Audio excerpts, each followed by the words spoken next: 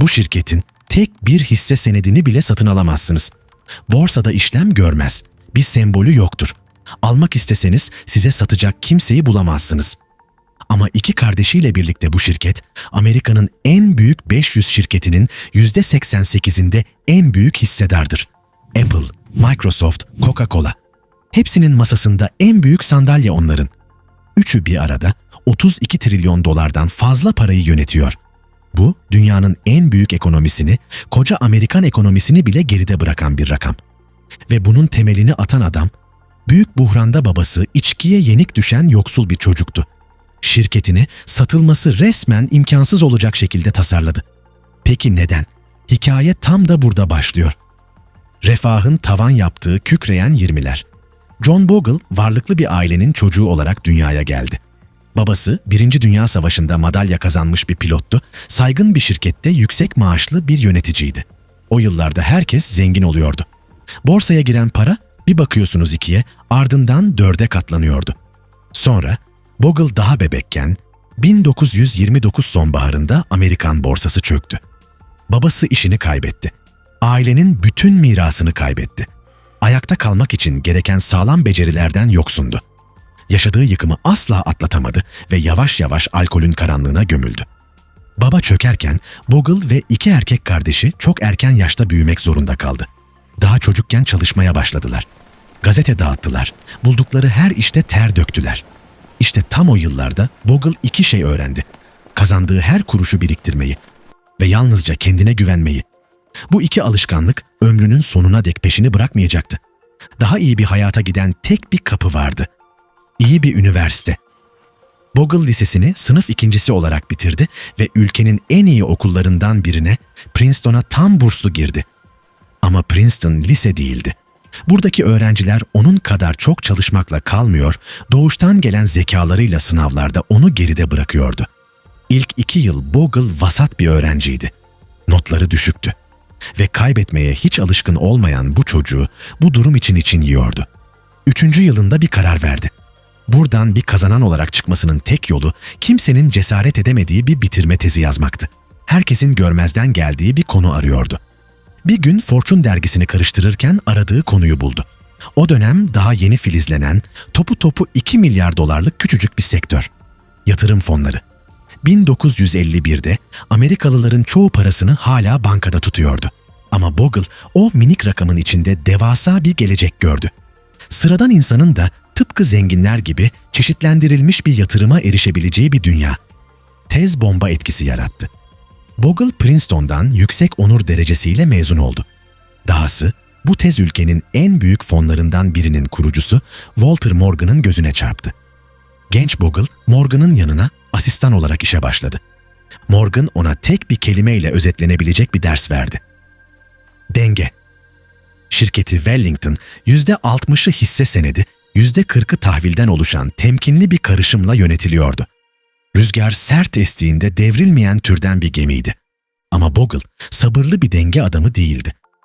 1958'e gelindiğinde piyasa değişmiş, yatırımcının iştahı iyice kabarmıştı. Bogle ustasının pek hoşlanmayacağı cesur bir hamle yaptı. Tamamen hisse senedinden oluşan yeni ve agresif bir fon kurdu ve kazandı. Daha 35 yaşındayken sektörün en büyük fonlarından birinin en tepesine, o patron koltuğuna oturdu. Sonra hırs devreye girdi. 1960'ların spekülatif çılgınlığında Wellington yarışta geride kalmaya başladı. Bogle bir kurtarıcı aradı ve Boston'lı agresif bir fonla iVest'le birleşme kararı aldı. Onlara şirkette %40 söz hakkı verdi. Bu hayatının en büyük kumarıydı. Başlangıçta her şey yolunda gidiyordu. Tam yönetim onu resmen genel müdür ilan edecekken Bogle büyük bir kalp krizi geçirdi. Yönetim kurulu tereddüt etmeye başladı. Bu adam bu şirketi taşıyabilir mi? Bogle cevabı konuşarak vermedi. Bedeniyle verdi. Sıradan bir hastanın 8 dakika zor dayandığı bir efor testinde saf inatla tam 18 dakika yürüdü ve koltuğu aldı. Ne var ki rüya kısa sürdü.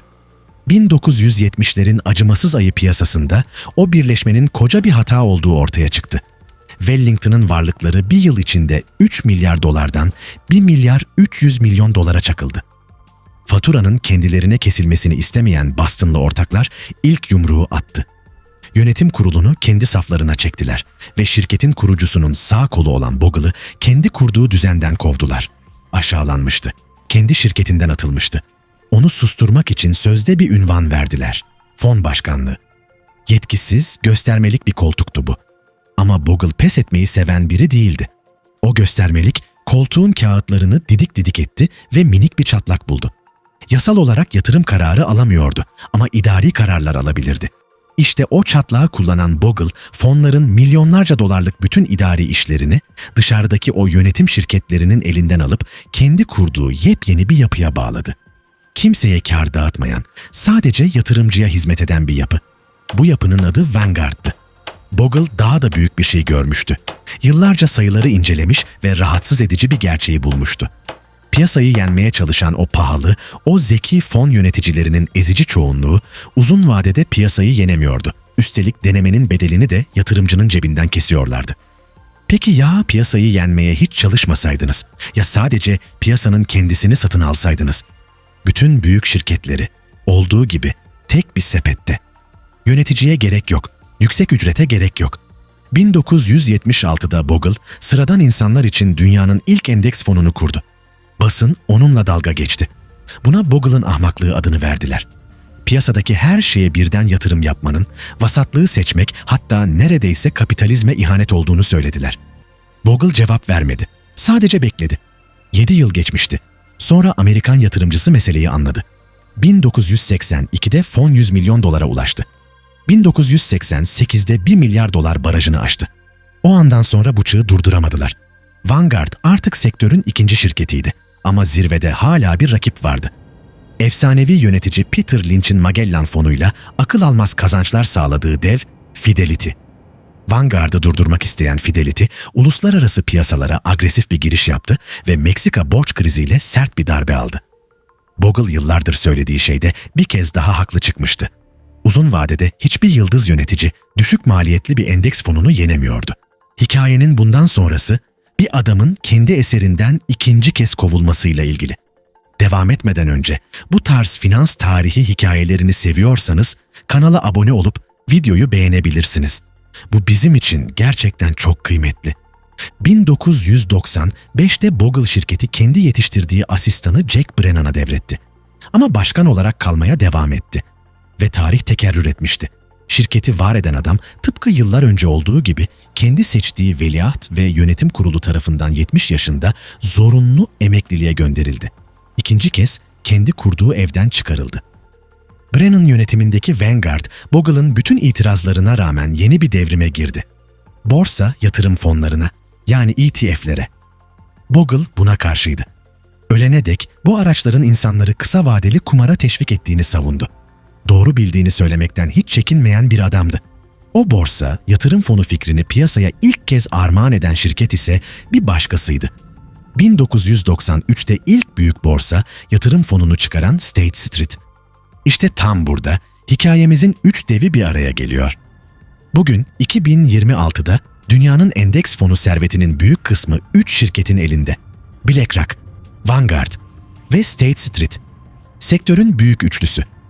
BlackRock, dünyanın en büyüğü. Bu yılın ortasında yönettiği para 15 trilyon doları aştı. Vanguard, Bogle'ın mirası 11,5 trilyon dolara yakın parayı yönetiyor. State Street ise 5,5 trilyon dolarla 3. sırada. Üçünü topladığınızda 32 trilyon doları aşan akıl almaz bir güç çıkıyor karşınıza. Ve bu para sadece bir kasada durmuyor. Bu para Amerika'nın en büyük şirketlerinin hisselerine dönüşmüş durumda. Öyle ki bu 3 şirket, o meşhur 500 büyük şirketin %88'inde en büyük hissedar. Bu şirketlerin hisselerinin 5'te 1 ile 4'te 1 arasındaki bölüm onların oylarıyla yönetiliyor. Amerikan hisse senedi fonu piyasasının 4'te 3'ü bu üçlünün elinde. Hatta işin ilginç yanı Vanguard, dev BlackRock'ın en büyük kurumsal hissedarlarından biri. Şimdi baştaki o tuhaf soruya dönelim. Bu üçlünün ortasındakini, Vanguard'ı neden borsadan satın alamıyorsunuz? Cevap, Bogle'ın dahice hamlesinde yatıyor. BlackRock borsada işlem gören bir şirket. Onun bir sahibi var. Dışarıda kar bekleyen hissedarları var. Ve o hissedarları mutlu etmenin yolu çoğu zaman yatırımcıdan alınan ücretleri yüksek tutmaktan geçer. Bogle bu çarkı en baştan kırdı. Vanguard'ın dışarıda hissedarı yok. Şirketi kendi fonları yönetiyor. O fonların sahibi de fonlara para yatıran sıradan yatırımcılar. Yani şirket, müşterilerinin malı. Kar dışarıdaki birilerine akmıyor. Ve işte bu yüzden Vanguard borsaya açılamaz. Açılsaydı dışarıdan gelen o yeni hissedarlar kar isterdi. Kar istemek, ücretleri yükseltmek demekti. Ücretleri yükseltmek ise şirketin tek varoluş sebebine ihanet etmekti. Bogle öyle bir mekanizma kurdu ki bu sistem kendi yatırımcısını kazıklamak istese bile yapısı gereği bunu yapamıyor. İşte tarihin cilvesi tam da burada. Bogle bütün hayatını küçük yatırımcıyı Wall Street'in çarkları arasında ezilmekten kurtarmaya adadı. Ve başardı. Bugün milyonlarca insan emekliliğini onun icat ettiği o basit, o ucuz fikir sayesinde daha güvende kuruyor. Ama aynı fikrin gölgede kalan bir yüzü daha var. Milyonlarca insan paralarını aynı 3 şirkete emanet ettikçe bu 3 şirket devasa bir güce ulaştı. Artık Amerika'nın neredeyse bütün büyük şirketlerinin genel kurullarında en yüksek koltuk onların. Birbiriyle rekabet eden şirketlerin aynı anda en büyük ortağı onlar. Ve bu durum düzenleyicileri, akademisyenleri, hatta politikacıları rahatsız etmeye başladı. Bir avuç fon şirketi, koca bir ekonomiyi elinde tutan sessiz bir sahip olabilir mi? Burada bir nüans var, gözden kaçırmayalım. Bu şirketler o hisselerin gerçek sahibi olduklarını reddediyor. Biz sadece milyonlarca yatırımcının vekiliyiz, onların adına oy kullanıyoruz diyorlar. Kağıt üzerinde haklılar. Ama bir şirketin patronu için o oyun kimin adına kullanıldığı değil, kimin kullandığı önemlidir. Bogle bu tehlikeyi gördü mü? Gördü. Ömrünün son yıllarında kendi başlattığı endeks devriminin fazla büyüdüğünü, bu kadar gücün bu kadar az elde toplanmasının sağlıklı olmadığını açıkça yazdı. Kurduğu şeyi eleştirmekten çekinmeyen tek dev yine o oldu. John Bogle 2019'un soğuk bir kış gününde 89 yaşında hayatını kaybetti. Geriye satın alamayacağınız bir şirket bıraktı. Oynamayı reddettiği bir oyunun kurallarını yeniden yazdı. Ne var ki yazdığı o yeni kurallar kimsenin öngöremediği kadar büyük bir güç yarattı. Belki de Bogle'ın asıl mirası budur. Sıradan insanı zengin etti.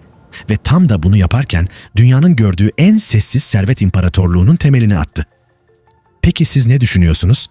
Bu kadar gücün bir avuç fon şirketinde toplanması sıradan yatırımcı için büyük bir zafer mi yoksa yeni bir tehlike mi? Yorumlarda tartışalım. Beğenmeyi ve kanala abone olmayı unutmayın.